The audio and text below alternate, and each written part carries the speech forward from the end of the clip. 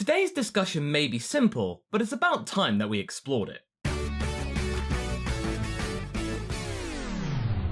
Hey guys, MasakoX here, the Super Saiyan, the OG of SSJ, quite possibly one of the most recognizable and iconic designs in the history of modern anime. It is so recognizable that it's become the universal symbol of one getting angry and powering up, the hair turning gold, screaming, gritting teeth, and potential constipation. It captured the hearts of fans everywhere, as well as sowing the seeds of popularity in the West for Dragon Ball Z and beyond. When I first saw this as a kid, I thought this was awe-inspiring. I mean, I'd seen transformations before in shows, I'd even dabbled in a little bit of anime, but this was something else. I'd never seen anything so violent, so angry, and so fueled with unbound malice. But what if I were to tell you that this design was the case of a happy accident and a method of time saving? I know, for those of you who frequent my videos on a regular basis, this is nothing new. I have dabbled in this tidbit on many other occasions. The fact that Akira Toriyama and his assistant wanted to save time in inking Goku's hair, so they didn't. Goku's hair's black. Make it blonde, so that means it appears white in the manga. So that means you don't have to ink it. Thus, instant time saver. Good job, guys. Now, if you think about it, I can understand why they came to that conclusion. Let's step back to the year 1990 to 1991. This was at the time when the Dragon Ball Z anime and manga were really hitting their strides. The TV anime was only 2 months behind the manga. That is highly unusual. There's barely much of a buffer for you to do anything. Toriyama probably needed something to alleviate the stress, so that means he could keep up with the TV anime, or at least keep the distance level pegged. And probably cursing his own idea to make most of the characters' hair black. Also, he needed a hook. Something to grab the attention of fans everywhere, to signify a new start for Goku, something fresh, something new. At the time, Goku had just mastered the Genki Dama, his ultimate technique. Fans at the time would have probably thought, well, where can he go from there? Well, why don't you explore the Great Ape Uzaru form and then work on that legendary Super Saiyan motif that you had with Vegeta and Frieza? Yeah, that could work. Let's go with that. It's very much in the mindset of Akira Toriyama to work with what he already has. I was feeling that there were limits on mere strength, so I was generally always struggling to come up with something. I actually hadn't planned Goku's Super Saiyan transformation at all. Then, when I came up with the idea of the Super Saiyan, in order to show that Goku had gained a massive power-up all at once, I thought, well, there's no choice but to change his form too. But in terms of design, the facial expressions and such would become like the design for a villain. I felt, I wonder if it's really okay for him to be like this. Granted, since his transformation is accompanied by rage, I also thought, I suppose that part's fine. It was a pretty radical concept. So my editor would say, for instance, I don't like this, and in those circumstances, I change it. Before long, they should transform became the norm. So that was a pain. Sure enough, transformations became one of DBZ's most quintessential facets. When in doubt, stick in another transformation for the goodies and the baddies. Instant tonal shift whilst keeping the established character. In fact, the narrative tool of transformation was used so much that when Toriyama was struggling ideas for new transformations, one of his other editors suggests, well, why don't you just fuse them together? Make a whole new character. You could throw in some new lore for good measure. The Metamorians? Boom! Instant backstory. Thusly, we got fusion, which is also one of Dragon Ball's most recognizable facets and the actual theme of a very good recently released RPG. On the surface, the Super Saiyan design is pretty straightforward. The Saiyan in question bulks up a bit and his hair goes from black to gold yellow in color and spikes up quite a lot. The eyes also change from black to green.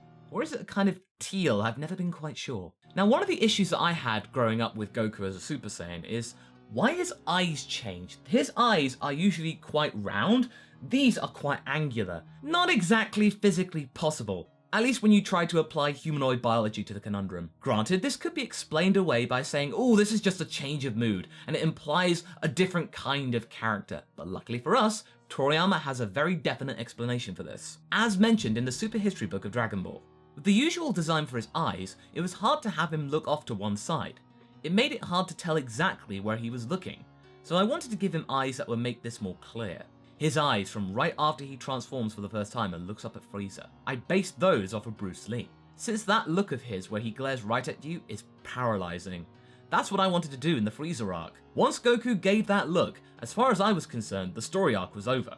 I was like, they have to start fighting now? Ugh, what a pain. My goal was just to get to that look. but when it actually came time to draw it, it turned out a bit different than how I had imagined it. I still thought Bruce Lee looked a lot cooler. You know that look, right there, when he's looking at Frieza for the first time. Yeah, that's stone cold. No wonder Frieza might be scared. This guy means business. It set the stage for what would become the most memorable and, enduring fight in the series. It's fair enough that Toriyama wanted to adapt his already established character design for adult Goku. He had to deal with that before when he had to make Goku from a kid to an adult. And in his defense, like back then, this was a masterstroke. It's part of the look. In time, animators, designers, and Toriyama himself were able to adapt the eye style to make it more adaptable for comic value. So you'd see it slightly change, you'd see it round out over time, but it would always revert to that look. Kind of like the eyeball equivalent of a Stretch Armstrong. Something that would not only symbolize the pride of the Saiyan race, but also evoke feelings of the legendary Super Saiyan, which had been alluded to earlier on in the arc. Okay, so how do you access this form then? Well, if it wasn't obvious already, it's all about anger. You have to be exposed to either trauma or hardship before you can actually tap into the powers of the Super Saiyan. Something that would eventually be trivialized by the fact that Goten and Kid Trunks accessed this form while they were 7 and 8, and they did it off screen. Not exactly dramatic. Now, it's commonly established that the Super Saiyan has a multiplier of 50 over the base Saiyan form. However, Toriyama had ideas of something quite different. In the Dragonball Extreme Battle Collection, Toriyama shed some light on the thinking of this multiplier. When coming up with the idea, it was considered that his strength would increase 50-fold when he became a Super Saiyan, but that was a bit of an exaggeration. My feeling as the creator is that, while drawing it, I felt that it was about a 10-fold change from what it was up to that point. I thought that if strength and enemy position were shown through numbers, then it would be easy to understand for both the enemy characters and the readers. So Toriyama originally planned for a multiplier of just 10 for the Super Saiyan form, but I imagine over time he was slowly convinced about having the multiplier be at least 50-fold, probably from some coaxing by his editors at the time. By the time it got to the guides, I would imagine it had something to do with an old thing called marketing! To have such an immense increase in strength would generate so much hype, as well as the fact that the TV anime and the manga, as I said, were only 2 months apart. There was barely any time to get over this form in the manga. Manga readers will be left gawping at this form, and then when they get to see it animated just weeks later, that would make their day. As for adding power levels and numbers to make it easier to understand for the readers, Toriyama, you have no idea what you wrought upon the world. Bless your cotton socks. If you capped off Dragon Ball at the end of the Frieza saga, with Goku having attained the power of the Super Saiyan and becoming the legendary Super Saiyan at the time, it would have been a great send-off for the show. The end to the mystical adventure that was started when Goku was a kid and met Bulma for the first time. In fact, for a brief time, Toriyama actually wanted the manga to end at the Frieza saga. He felt that he really couldn't do much more. As I said in a quote earlier, he kind of just wanted the manga to end when Goku got the Super Saiyan form. The fact that he had to come up with a fight, that was just a drag, man. But, much like his characters, he was able to surpass his limits, and we got what we have today. We got more from Toriyama, as well as getting more Super Saiyans! More transformations, more bucks! I'll spare you from that one. Trunks' transformation against Mecha Frieza heralded the beginning of what would become in the dub, the Super Saiyan bargain sale. Everyone gets to be a Super Saiyan. When Trunks arrived on Earth and made Frieza into chopped liver, literally, he went Super Saiyan whilst performing his party piece. Something others at the time thought was impossible, only Goku could do that. Not only did this transformation quash that rumor that only Goku could do it, it opened the door for other characters to achieve the form as well. Most notably, Vegeta. And then there was another theory that you had to be pure of heart to become a Super Saiyan. I'm not quite sure whether this was a dub or a sub iteration, but that was immediately quashed because Vegeta, pure-hearted at the time of the Android saga, I'll give one over. It meant that so long as you did plenty of push-ups, sit-ups, and drank plenty of juice, you too could become a Super Saiyan. You didn't even have to be full-blooded Saiyan either. Not only did this appease the fans of other Saiyan characters besides Goku, it also would make a great opportunity for new movies and merchandise. A team of Super Saiyans. Just look at movie 7. It just shows it in all its glory. The Japanese name for the Super Android 13 movie was Dragon Ball Z Extreme Battle, the 3 Great Super Saiyans. where we saw Goku, Vegeta, and Trunks stand together against Dr. Jiro's hidden creations. It was marketing gold!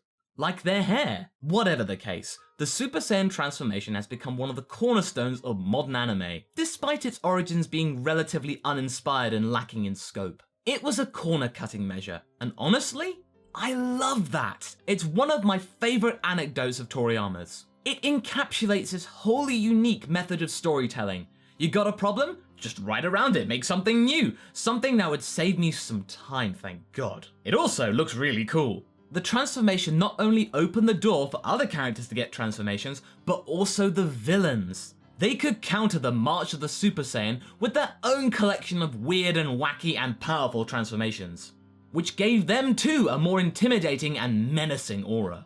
I shall leave you now with a really funny anecdote from Toriyama in an interview he did for V-Jump back in May 2013. I keep on forgetting things. If I don't forget stuff, new ideas won't come to mind. For example, you know how there's Super Saiyan 3? I didn't know that. The whole time I thought that was Super Saiyan 2, and I drew that myself. Anyhow, I thought 2 was the one with long hair. It was like, man, I've really forgotten stuff. Yep, Toriyama thought Super Saiyan 3 was actually Super Saiyan 2, and he forgot the second form outright. Oh, that's our Toriyama. So what do you guys think? Do you think the Super Saiyan transformation is pretty cool? Do you think there are other ways that Goku could have gotten stronger? Leave a comment below, and let's get this discussion going. Anyway, I hope you enjoyed this video. Until the next one, be sure to like and subscribe. Catch you later.